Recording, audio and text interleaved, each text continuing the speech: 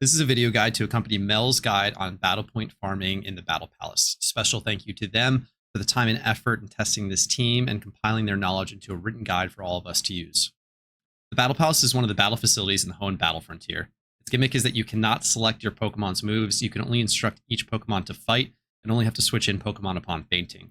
This makes it a very low mental overhead or brain dead way of grinding battle points, which can be used to purchase untradeable breeding bracers and ability pills, tutor special moves, or certain BP only items that you can use yourself or sell in the GTL. It is difficult to give an exact figure on the total BP earned per hour, as the amount rewarded increases as your win streak increases. The top end is about 10k BP, but the overall averages are probably a bit less, and converting it into Pokeyen per hour is dependent on the market at any given point in time. If you were to spend it on only untradeable bracers to breed, though, 10k BP would be about 130k Pokeyens worth of bracers. But it would only be about 100k on the market at the time of publishing this video in direct yen to BP conversion. The team Mel crafted is for the doubles version of the Battle Palace, where each battle starts with 2 Pokemon and there is 1 in reserve. It is very cheap to breed and can easily be assembled by Iron Man accounts looking to acquire BP-only items and new players alike. The 2 leads are Lickilicky and Cofagrigus, followed by Vanilluxe. Licky uses Explosion to feint the first 2 Mons, while Cofagrigus is immune to Explosion. Vanilluxe then comes in with Blizzard, and it cleans up any remaining Pokemon with the help of Cofagrigus. Nature is the most important aspect of these Pokemon. While we cannot directly pick which move we choose, the nature of each Pokemon determines the type of move that is selected and which Pokemon it targets. Every move is categorized into a type, attack, defense, and support. Not going to get too deep on the categorization, but every move can be found on the Bulbapedia page for the Battle Palace. Every nature has a certain weight attached to it. The most offensively minded nature is Sassy, at an 84% chance to choose an attacking move. If a certain move category is selected and the Pokemon doesn't have a move of that category, there is a 50% chance to select a move that the Pokemon does have. This gives us an effective 94% chance for Lickilicky and Vanilluxe to choose their spread moves and sweep, making this team function very reliably. Quiet for Cofagrigus is just a well-rounded nature that is also actually useful in terms of stat boosts. We ignore the fact that Sassy is not useful of a nature in that it reduces speed and increases special defense due to how important the move selection is. We really want it to be selecting attacking moves as often as possible. For EVs, we go HP Invest for our sweepers to help them stay above 50% health. For move selection, as the weighted move selection actually changes below that threshold, and just general survivability to get their moves off. And then obviously, Cofagrigus just goes HP and defense to make it as bulky as possible. For abilities, Lickilicky needs own tempo so that it can't be intimidated, reducing explosion damage, and Vanilluxe wants Snow Warning to set snow for itself, making Blizzard hit 100% of the time and boosting its own defense. Cofagrigus can only learn Mummy, so that's our only option there. For moves, obviously we're going Explosion only for Lickilicky to make sure that we click Explosion every time. Same thing for Vanilluxe. Blizzard only, you can PP max Blizzard, as there may be rare instances where Vanilluxe will stay alive to use all of its Blizzard PP on certain bulky steel types or water types.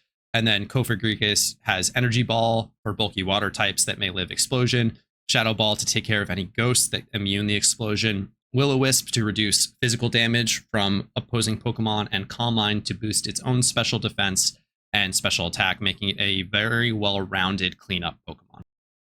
For IVs, you can go quite budget. As you can see, I don't even have 31 attack on the Lickilicky. As I said, nature is the most important, and then I would look for the best possible stats after that you can afford. HP 15, defense 18, and 10 special defense is just very mediocre bulk for Lickilicky. I still invested some into speed here at 27 speed. Even though we have the minus speed nature from Sassy, I still would recommend trying to add speed things as much as possible. For Vanilluxe, and the bulk stats were a bit better in 21 HP, 28 defense, and 12 special defense. Its special attack is 29, is probably the priority, and it does have 31 speed.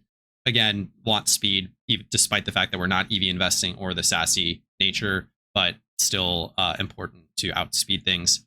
Cofagrigus, bulk is important, 27 HP there, 25 defense, 13 special defense, 20 attack, and 19 speed.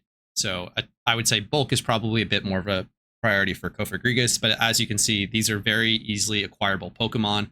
For new players, they can be acquired cheaply on the GTL, or if you're running an Iron Man account, a few catches, you'd be able to breed this together quite easily.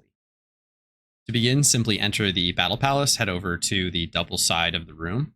You can spam the A input through most of this until you get to the Pokemon selection part. Then just quick control clicks, send them to the respective slots, and then it begins. Make sure that you do have Lickilicky and Cofagrigus as the leads, as you don't want Vanilluxe in early, fainting to explosion or whatnot. Just screws things up.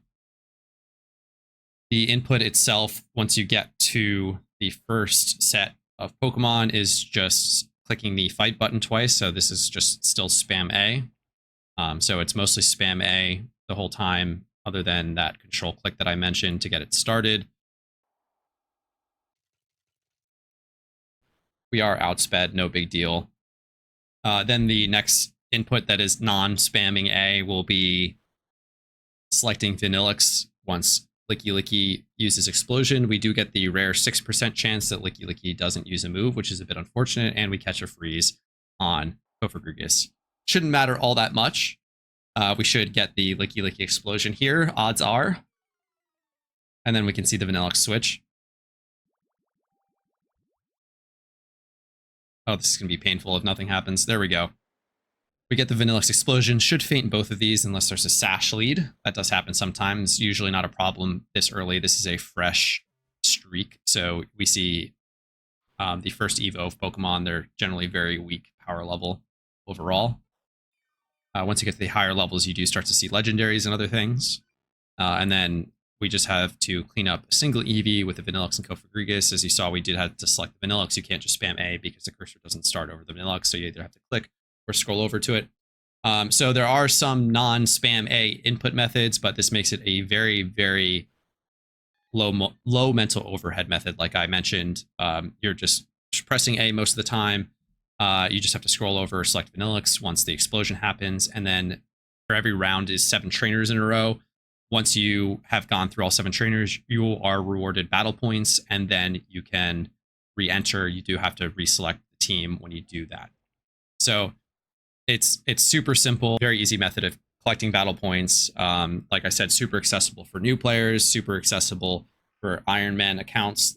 You can easily catch all 3 of these Pokemon in Unova, and a quick couple breeds makes them very usable. You could probably get away with using even worse versions of each as long as you get the natures correct. Like I said, nature is the most important aspect of each one, with probably EVs being next most important, IVs after that. At the time of recording this video, this team is 1, 2, and 3 on the ladder. I also have an alt that is in the top 10 as well with an active streak going. So there may be other methods or teams out there. No one has tested them yet, though. This team was put together before legendaries were introduced to the game, so it's very possible that a variation using legendaries could do much better. But this team is still great for how easy it is to assemble and how effective it is just as a method on its own. If you are just looking to convert your BP into yen, the best way of doing so is by selling items on the GTL. So I put together a little tool. It's a very small website that instructs you on what items are selling for what on the GTL. Special thank you to the PokeMMO Hub developers who provide a simple API for me to check. They update their prices every 6 hours. They go into the GTL and scrape all of the lowest prices on every item to give us a good overview on what is happening in the market. They do scrape only 6 hours every 6 hours at a time. So I do recommend you check the GTL before listing, because prices may change in between when that scrape happens and when you actually go to list. It's still generally a good kind of at a glance overview of what's selling for what. Toxic Orb is doing particularly well right now. I imagine there's just good upward pressure from all the people that need catching Bright Looms for Toxic Orbs, and it's used PvP for Gliscor, let's say. Choice items generally are a very good option. Their ratio is not that good right now, selling for about 87k a pop. You can see them go well over 100k at times. So choice items have good volume. If you're looking to move a lot of BP at a time, they might be a better option. Sort of just use this tool as you would. You never know what the volume of a given item is, how much movement there will be on the price. You could get undercut and not sell, so there's a lot of risk involved. My overall recommendation is just to use this as a general guide on what is selling for what, and use your own discretion on what and when to sell. And that's pretty much it for the video. As you can see, it's just sort of rinse and repeat. There's not much strategy to this other than the thought put into it ahead of time. You can't control the Pokemon, so there's not many more tips that I can give you other than, kind of explain where the team can fail. Like I said, on bulky water types, steel types with toxic give this team a lot of trouble. So that's probably things that will stop your run. Just hope for good RNG. And other than that, obviously special thank you to Mel for putting this team together. Very thrilled to finally make a video guide just kind of showcasing their team. Hope you enjoyed as well. I fully invite you, the viewer, to attempt to put together something that can beat this team, whether that uses legendaries or if you come up with different spread moves that work more effectively. Always looking to improve upon already given strategies and that sort of thing. Other than that, thank you very much for watching and have a good one.